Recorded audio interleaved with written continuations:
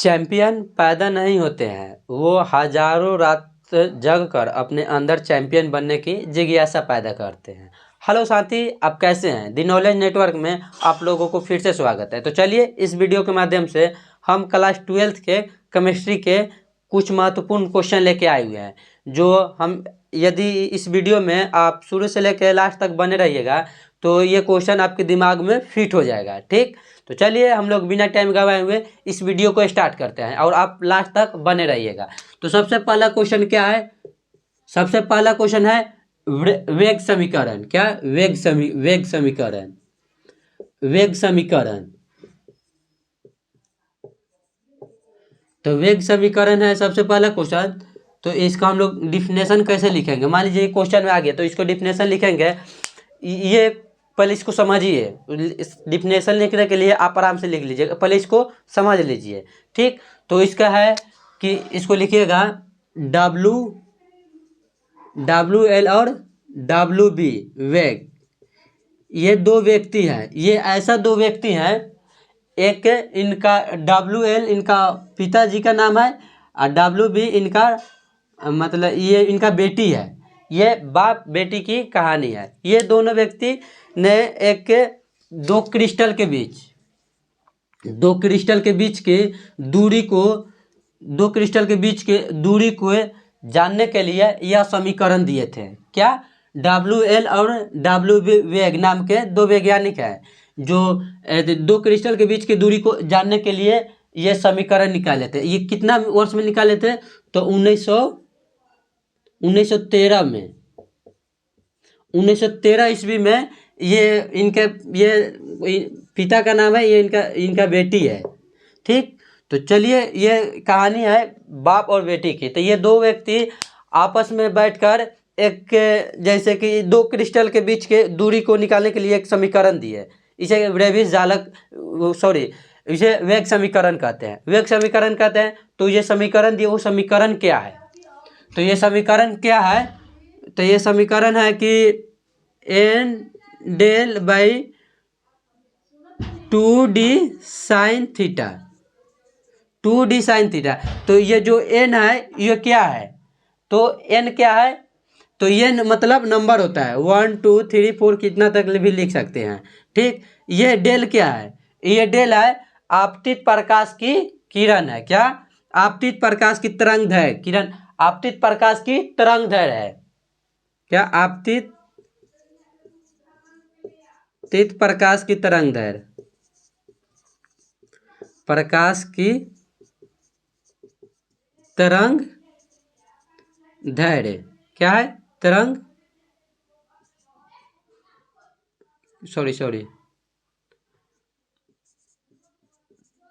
तरंगदैर्घ्य है। ठीक, आइए उसके बाद ये डी क्या है? दो क्रिस्टल के बीच की दूरी है। दो क्रिस्टल के बीच की दूरी, ये दो क्रिस्टल के बीच की दूरी है। और फिर उसके बाद ये थीटा क्या है? ये बहुत बढ़िया टॉपिक है।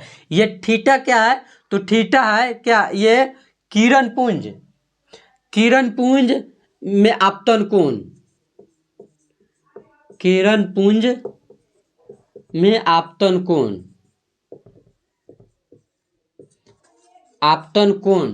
ये किरण पुंज में आपतन कोण। तो ठीक, ये समीकरण को आप याद रखिएगा तो आप आराम से लिख लीजिएगा। लिखिएगा कैसे? वेग समीकरण आया तो 1913 ईस्वी में, ये ईस्वी नहीं लिखेगा। दो वैज्ञानिक WL और WB, ये दो वैज्ञानिक है जो दो क्रिस्टल के बीच की दूरी को जानने के लिए एक समीकरण दिए थे। वो क्रिस्टल का समीकरण कहते हैं, वेग का समीकरण कहते हैं। ये दूरी है तो लिख लीजिएगा n del is equal to TD sine theta. n मतलब नंबर, डेल मतलब आपतन प्रकाश की तरंगदैर्घ्य, और उसके बाद d मतलब दो क्रिस्टल के बीच की दूरी, और उसके बाद ये थीटा मतलब किरण पुंज का आपतन कोण। ठीक, ये आपकी दिमाग में फिट हो गया। तो चलिए हम लोग उसके बाद अगला क्वेश्चन के बारे में हम लोग बात करेंगे। क्या अगला क्वेश्चन क्या है? रॉल का नियम। रोल का नियम। रोल का नियम क्या है? ये रोल का नियम है कि 1881 में ये नियम कब पारित हुआ था? 1881 में। ये कहाँ के वैज्ञानिक थे? 1881 में ये फ्रांसीसी वैज्ञानिक थे। क्या? ये फ्रांसीसी वैज्ञानिक थे। तो ये फ्रांसीसी वैज्ञानिक थे। तो ये मतलब ये रोल का नियम किस में काम करता है?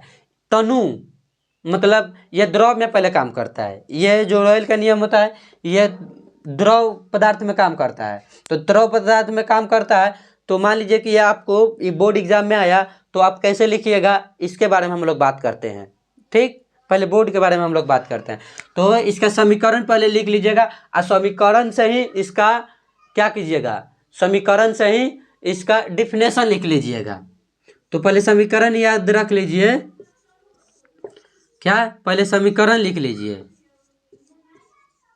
अब तो समीकरण तो इतना आसान है, P naught minus P S बटा P naught N into N plus one. ये इतना आसान समीकरण है।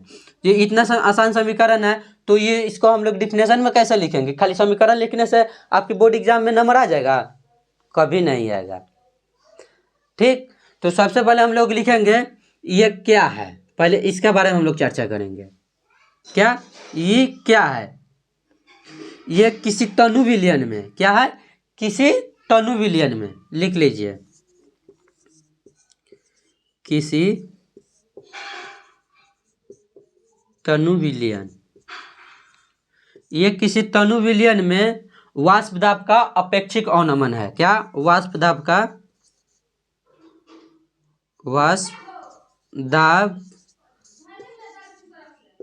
का अपेक्षिक अवनमन।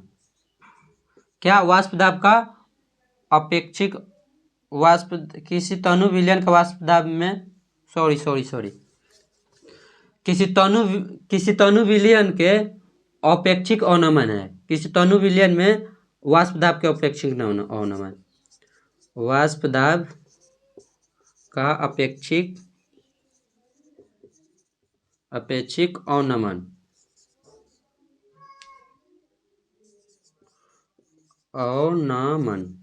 किसी वाष्प दाब के अपेक्षिक अवनमन है। तो ये किसी वाष्प दाब के अपेक्षिक अवनमन है तो हम लोग जानेंगे कि पी नोट और पी एस क्या है। क्या? पी नोट और पी एस। तो हम लोग पी नोट के बारे में बात करेंगे। ये पी नोट है शुद्ध विलायक का वाष्प दाब है। क्या? ये शुद्ध विलायक का वाष्प दाब, शुद्ध विलायक का वाष्प दाब है, वाष्प दाब। ये पी एस क्या है? पी एस क्या है? विलयन का वाष्प दाब। क्या? विलयन का वाष्प दाब।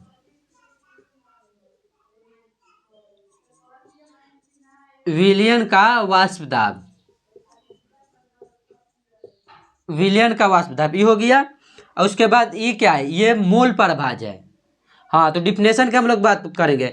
किसी तनु विलयन के वाष्प दाब का अपेक्षिक अवनमन उसके मोल प्रभाज के बराबर होता है। तो ये क्या है? वाष्प दाब के अपेक्षिक, किसी तनु विलयन के वाष्प दाब का अपेक्षिक अवनमन। यह क्या है? मोल प्रभाज है। तो मोल प्रभाज क्या होता है? विलयन में क्या? विलय में मोलों की संख्या, विलय में मोलों की संख्या बटा विलयन में कुल मोलों की संख्या के हम लोग मोल प्रभाज कहते हैं। तो ये दोनों बराबर होगा। तो इसको भी हम लोग लिख लीजिए। क्या है? मोल प्रभाज है, मोल प्रभाज।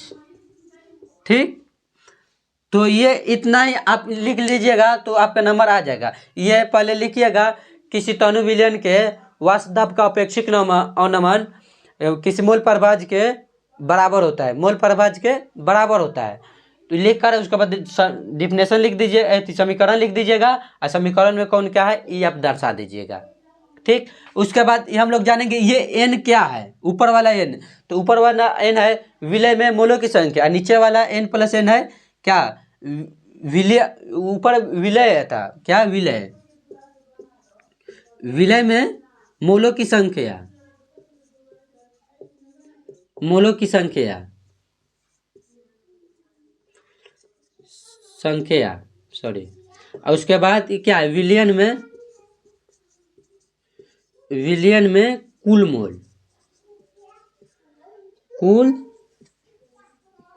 मोलों की संख्या होता है। ठीक, ये बात आपकी समझ आ गई। ये क्या है, रॉयल का नियम है। ये 2 क्वेश्चन आपके दिमाग में आता कि नहीं, पहले ये बताइए। तो आप, मेरा पूरा विश्वास है कि आपकी ये दोनों क्वेश्चन आपके समझ में आ गया होगा। ठीक, ये 2 क्वेश्चन है। उसके बाद हम लोग तीसरा क्वेश्चन के बारे में बात करेंगे। तीसरा क्वेश्चन क्या है, तो तीसरा क्वेश्चन है क्या, 1/2 गुणांक। क्या, 1/2 गुणांक, 1/2 गुणांक है।